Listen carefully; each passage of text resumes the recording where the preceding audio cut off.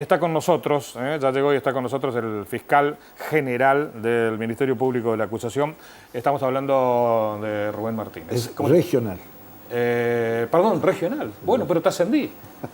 Es mejor que te asciendan y no que te pongan para abajo. ¿Viste? Acá está Es un error muy común. Pero puede ser también, ¿por qué no? Bueno, tendría que terminar este mandato y concursar. Pero ¿cómo se llega a fiscal general? ¿Quién lo decide? Bueno, fiscal general se llega por concurso, dura 6 años. El actual fiscal general termina su mandato en abril del 2023. Ajá. Y yo termino mi mandato en agosto del 2023. Dura 6 años el mandato, así que podría concursar. Pero bueno, ese es un tema que hay que verlo. Hay que esperarlo. ¿Por qué no? ¿Tienes una experiencia? ¿Cuántos años da en el Ministerio Público? Y ya son, desde que se inició casi 8 años. En febrero, el 10 de febrero del año que viene va a ser 8 años. 8 años. 8 años. Bueno, enseguida vamos a ver una imagen del Palacio de Justicia, ¿no? Pero antes de entrar a hablar de esta obra magnífica, ¿cómo está hoy el Ministerio Público de la Acusación? ¿Estamos en una pierna? Bueno, yo creo que el Ministerio Público de la Acusación, como cualquier organización nueva y sobre todo con un proceso penal nuevo como el sistema acusatorio que se implementó a partir del 10 de febrero del año 2014, ha sufrido 2 etapas. La primera es una etapa de implementación donde, bueno, se empezó con carga de trabajo cero, donde se empezó con un determinado ánimo, con una determinada actitud, pensando que la carga de trabajo por venir iba a ser sustentada también en la mayor cantidad de recursos logísticos y recursos humanos, tanto de empleados como de fiscales. Yo creo que ahora estamos experimentando una crisis de crecimiento, porque ha crecido exponencialmente el trabajo de los fiscales y el proceso de selección de personal y de fiscales no ha acompañado ese crecimiento, lo cual lógicamente va a producir y está produciendo un Rubén, ¿cuántos fiscales hay hoy aquí en el...? Bueno, nosotros tenemos en Reconquista 4. 4 fiscales. Sí. Tenemos 2 en Las Toscas y 2 en Vera.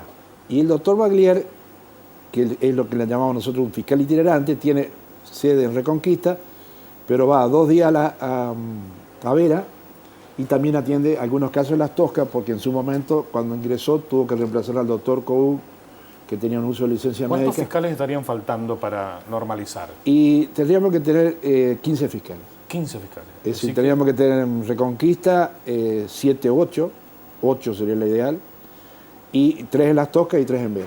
14, ese sería un número ideal. Y el fiscal de faltas, que también es otra tarea que nosotros hacemos, que es la falta es la contravención, es decir, un delito menor, digamos, que también lo hacemos, y que en este momento lo hemos hecho cubrir de emergencia por los secretarios de la unidad de fiscales, que si bien están preparados, no son fiscales con todas las atribuciones para ser fiscal. Bárbaro. Esto es lo que hace a fiscales, ¿no? Y en el resto del personal auxiliar. Bueno, tenemos muy pocos empleados administrativos y tenemos muchos pasantes y muchos contratados. Con lo cual, lo ideal sería que la solución sea... hoy tenemos casi el doble de pasantes que de empleados administrativos, cuando debería ser al revés. Tener la mitad de pasantes que de empleados administrativos, y los contratados sí, porque los contratados son personas que uno los toma por una determinada necesidad y que cubren, que no necesariamente a veces un empleado administrativo lo cubre. Es decir, que hay necesidad de nombrar personal sin ninguna permanente. Sin ninguna necesidad de nombrar pronto. Ahora nos dieron 4, hace un par de meses atrás, pero necesitamos en Las Toscas, necesitamos en Vera y necesitamos en Reconquista, porque el grave problema de la fiscalía, de la labor del fiscal, es la confidencialidad. La confidencialidad es fundamental porque manejamos temas penales. Claro. Y aquello que con los asistentes de los fiscales tienen que tener, el principal deber es de la confidencialidad, es decir, los asuntos que conocen por su trabajo son confidenciales, no tienen por qué reflejarse. Y eso es mucho más fácil obtener con una persona que tenga un empleo permanente, bien pago, que no... Alguien que está si bien, temporalmente. exacto. Si bien los pasantes que nosotros tenemos son espectaculares, se han puesto la camiseta. Reserva absoluta. Reserva absoluta, pero a veces tenemos algún inconveniente que, bueno, Sí. que no es lo que ¿Esto lo sabe el fiscal general? ¿Le pide al ministro de Justicia? Mire, lo sabe el esto fiscal necesitamos. general, lo sabe hasta el propio gobernador, lo sabe el secretario de Justicia, lo sabe la Corte, lo saben los legisladores. Lo que pasa es que, bueno, ahora se abrió un concurso para toda la provincia, hay cerca de 360 inscriptos, y en los cuales se van a ir cubriendo las vacantes, pero primero tienen que rendir el examen, Claro, con lo cual nos va a llevar por lo menos trámite. hasta mediados del año que viene. Tremendo, ¿no? Entonces la situación a veces se tiende a tratar de pintarlo de una manera más grave de lo que realmente es. La situación es seria, es problemática, pero tampoco es una situación de colapso. Es decir, es una situación que hay que ir acomodándose, porque a su vez tenemos otros actores, ¿no es cierto?, que son los defensores, que también son pocos, y también tenemos la Oficina de Gestión Judicial, que es la encargada de programar los juicios, y resulta que muchas veces los intereses que nosotros tenemos no coinciden con la Oficina de Gestión Judicial, porque ellos en el afán de programar los juicios y programar las audiencias, pueden tener intereses distintos que nosotros respecto a los juicios.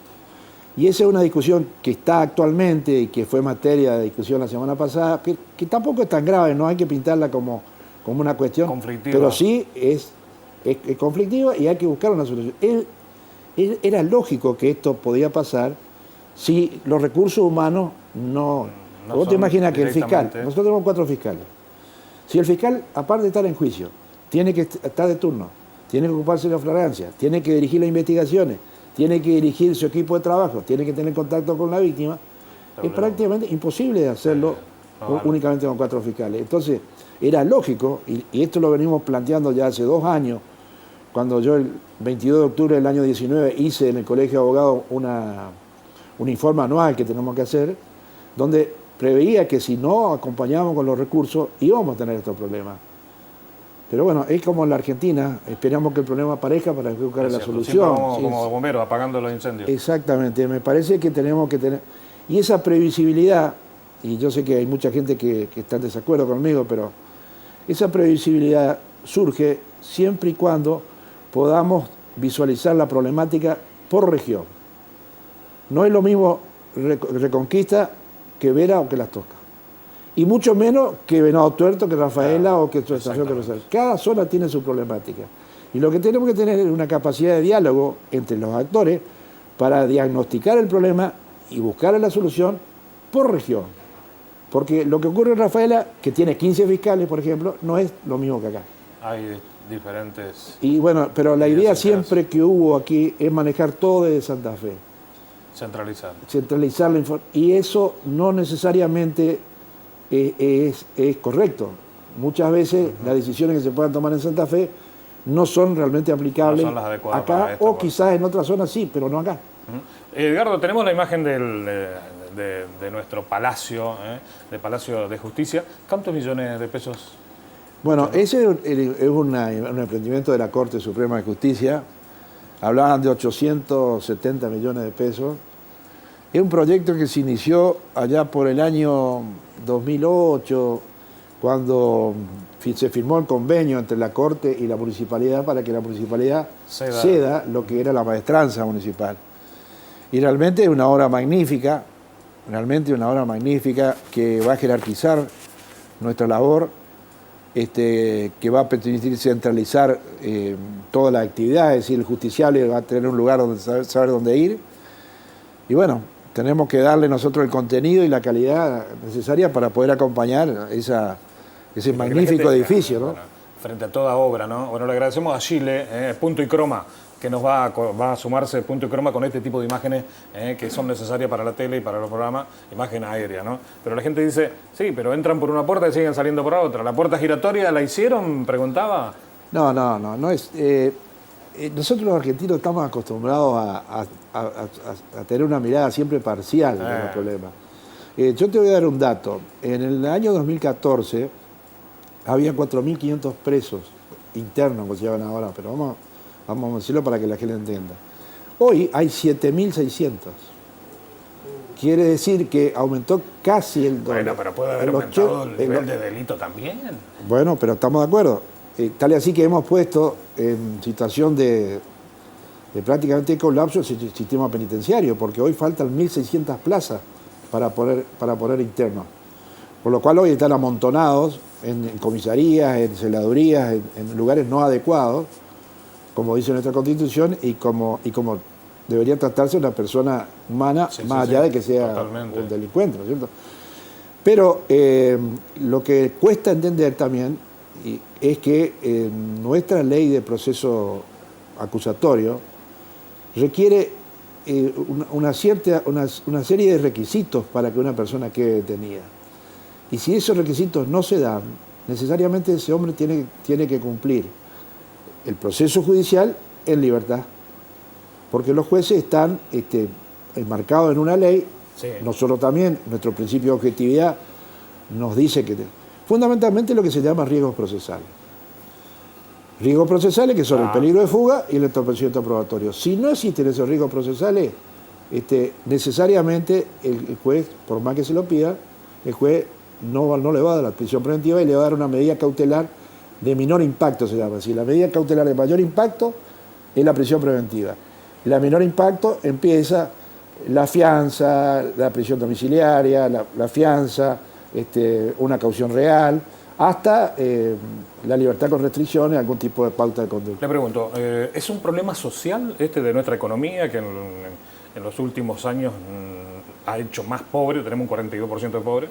¿O es un problema de conducta de la gente que dice, sí, total, le entro y salgo, me toman 2 o 3 declaraciones y salgo, me toman 2 o 3 declaraciones y salgo? Bueno, a ver, son dos preguntas. Es evidente que el contexto socioeconómico de la Argentina no es el mejor y ha estado decayendo en los últimos tiempos, pero eso no es responsabilidad de la justicia. Por supuesto, de la justicia. Tampoco es responsabilidad de la justicia el problema de la seguridad, aunque es verdad que nosotros con algunas decisiones que se toman, con algunas decisiones que toman podemos contribuir a ese aspecto. Pero hay que tener en cuenta que los derechos y garantías que la Constitución y las leyes acuerdan a los imputados valen para todos, no solamente para, perdóname la expresión, para los pobres o para los de la villa, como algunos dicen, sí. Los marginados, sino absolutamente para todos.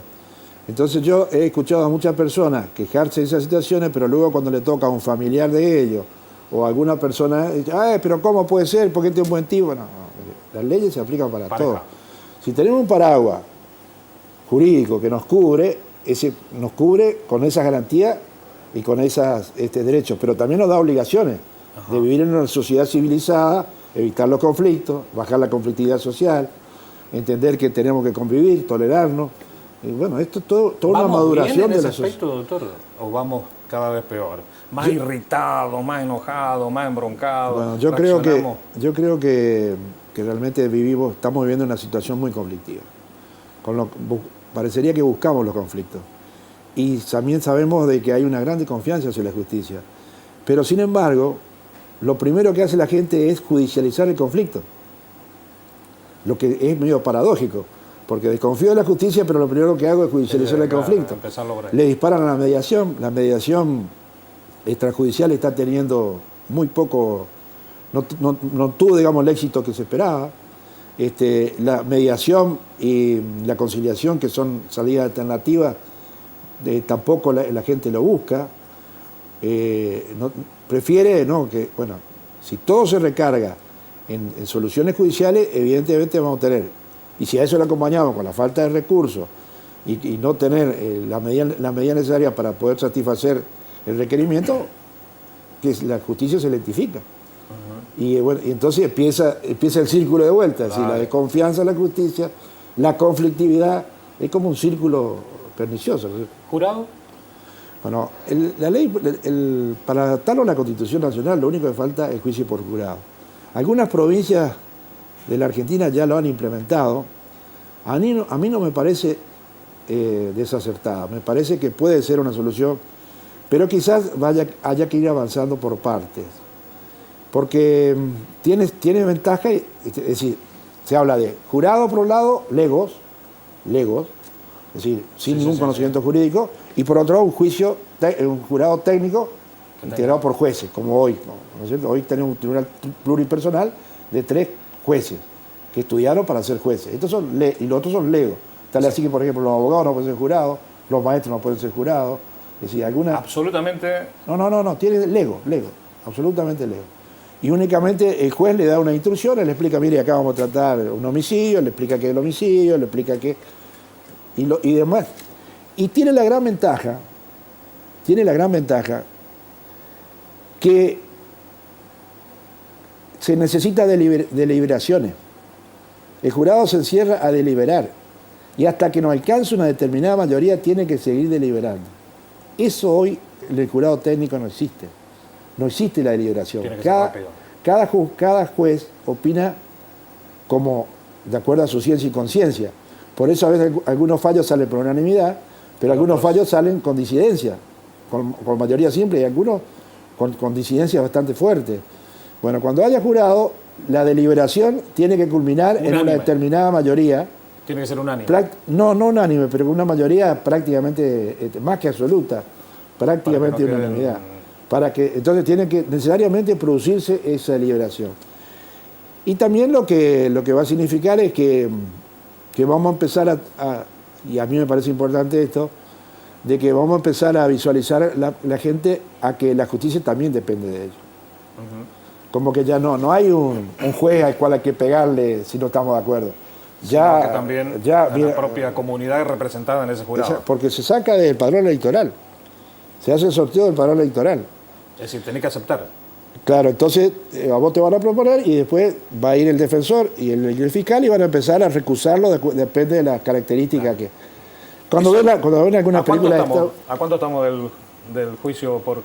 Y ya hay una ley en la provincia de Santa Fe que no sé si se aprobó o tiene media sanción, pero de ahí a su implementación y posiblemente a un par de años.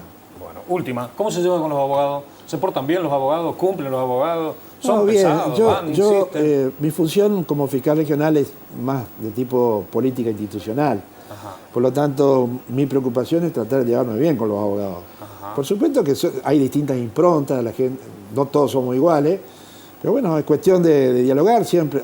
Y a mí me ayuda el hecho de que he sido 30 años abogado antes, claro. Con lo cual a la mayoría los conozco y puedo tener, incluso ellos pueden tener referencias mías también. Espero que sean buenas. y me da la posibilidad, yo creo que cuando uno crea condiciones de diálogo, por más que pensemos distinto, ojo, porque claro, cada uno está en tenemos diferentes intereses. Lugar. Por más que pensemos distinto, cuando uno tiende un manto de diálogo, un manto de evitar conflictividad, favorece las soluciones, porque el fin último que la ley penal tiene es evitar la conflictividad. Cuando menos conflicto haya, menos juicio va a haber. Y se va a dar importancia a los que verdaderamente son importantes, que son aquellos que afectan los bienes jurídicos más importantes, como la vida, como la integridad sexual, como la libertad ambulatoria. Los abogados y los funcionarios judiciales se tienen que llevar bien. Ninguna duda. Somos parte del mismo equipo, aunque con intereses diferentes. Por supuesto, ¿no? Nosotros ellos son auxiliares de la justicia. Y ahí está, digamos, conceptualizado qué es lo que hacen. Son auxiliares de la justicia. Bueno, doctor, gracias por venir. Queríamos charlar. No, por favor. A raíz de esto que es tan lindo dice la gente, ¿no? Pero adentro es donde hay que trabajar y tratar de administrar justicia.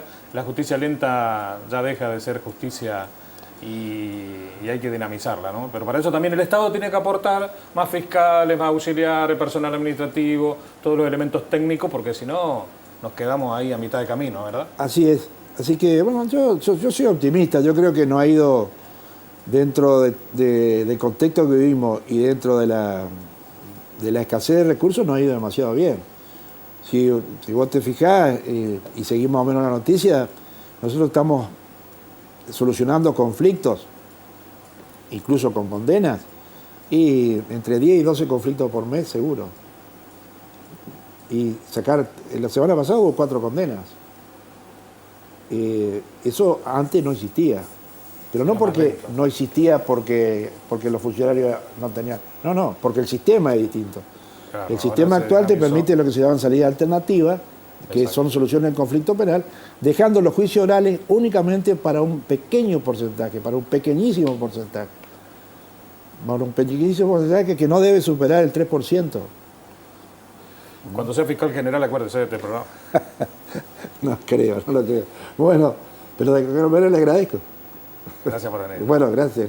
Bueno, siempre dispuesto, ¿eh? Es el fiscal general. Esperemos que los otros fiscales también estén dispuestos a venir a la doble. Hostia, la tengo con el fiscal general. Va a ser nomás, acordate lo que te digo, va a ser fiscal general. Y los otros fiscales también puedan venir alguna vez a la doble media hora, hacerse un tiempito. Claro, te imaginas, si necesitan 15 y acá hay 4, pobre, deben estar laburando a full. No te olvides no te olvides el premio que tenemos de hoy, el ventilador. Sí, es un calor, ¿no? Y el fiscal se vino de saco, qué sé yo, dirá a la mañana temprano, y yo me tengo El que poner uniforme. esto. Sí o sí, tiene que ir de saco de corbata, porque es la indumentaria que tienen que llevar, ¿no? Pero en días como hoy le tendrían que permitir mangas cortas, ¿no? Para ir a trabajar. Este es el ventilador que te regalamos hoy, calor.